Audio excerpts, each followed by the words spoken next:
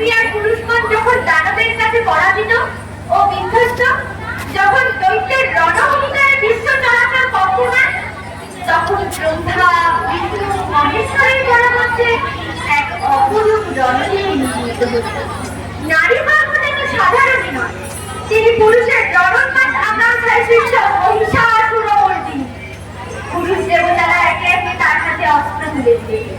পরাজিত দেবতাদের তেজপুঞ্জ থেকে তিনি হয়ে উঠলেন তেজস্বিনী, পরমা রূপবতী, জ্যোতির্বরণী। দেবগণের কার্যসিদ্ধির জন্য তিনি সজ্জিত হলেন।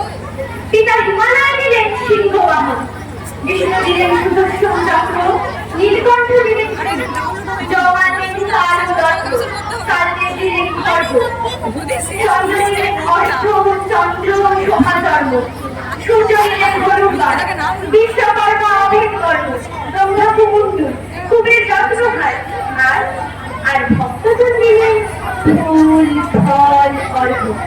দেবপুরুষগণ অস্ত্র ও অলঙ্কারে সেই মহামানবীকে রণদেবী সাজিয়ে রণদুর্গটিতে 10 দিক নিনাদিত করে ধ্যান মন্ত্রে অভিনন্দিত করলেন।